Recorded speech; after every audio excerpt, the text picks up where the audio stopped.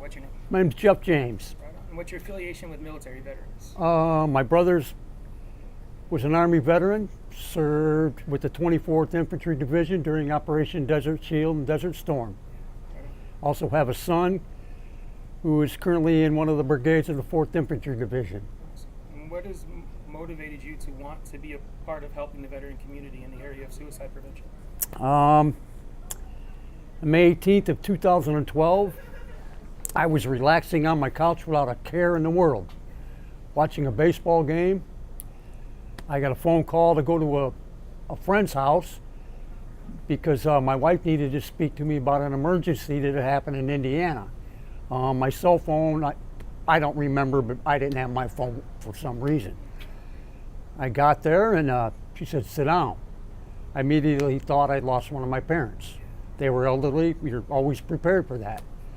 Come to find out, no, my brother took his own life. And it really hurts to this day. There's never any closure for a suicide. I myself, with the MOS and the type of unit my brother was in, he was in a long-range surveillance detachment. I had hardened myself to the very possibility I could lose my brother in combat. I wasn't prepared to get a phone call 20 years later saying that, as I found out, he put a shotgun in his mouth and ended it. What kind of things have you been able to pick up from Operation Shockwave, the events that we do that have assisted you in moving forward from The main thing that I've learned, and I'm not a veteran myself, and I use this a lot when I'm talking to some of my friends that are veterans or people that I've met online and whatnot, is like I've learned is use your military training. You're never sent on a mission by yourself.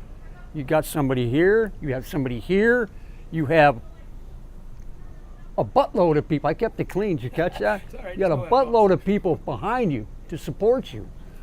They're gonna know what you went through.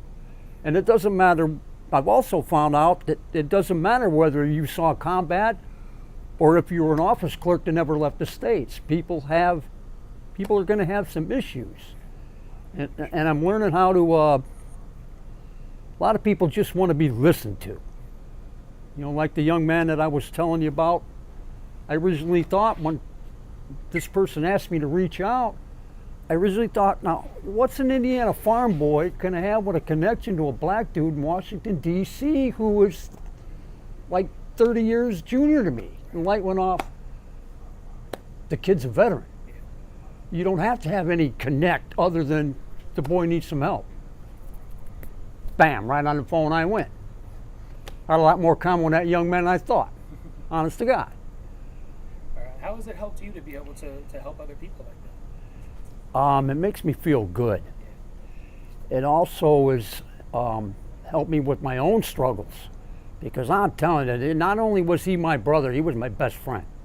He was my fishing buddy, my hunting buddy, my let's go out and get in trouble buddy at times, a lot of times. He was, yeah, I mean, I just didn't lose, I lost a lot more of my brother. Right on, man. That's all I got.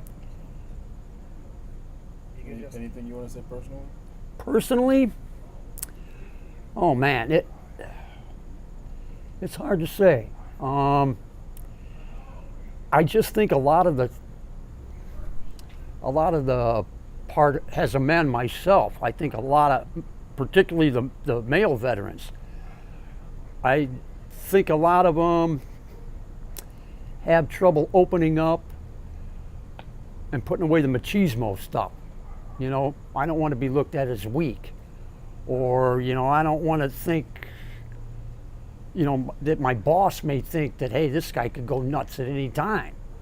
You know, there a lot of the media, or more like Hollywood, always portrays our veterans as possibly some psycho that's going to climb a bell tower with a rifle. And that's far from the truth. How many times has that actually happened? Very, very few times.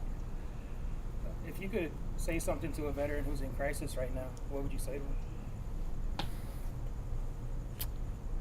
Call one of your comrades that you know personally and who was a friend, not just, you know, a buddy around the barracks or whatnot, one that you would trust as a friend. call him.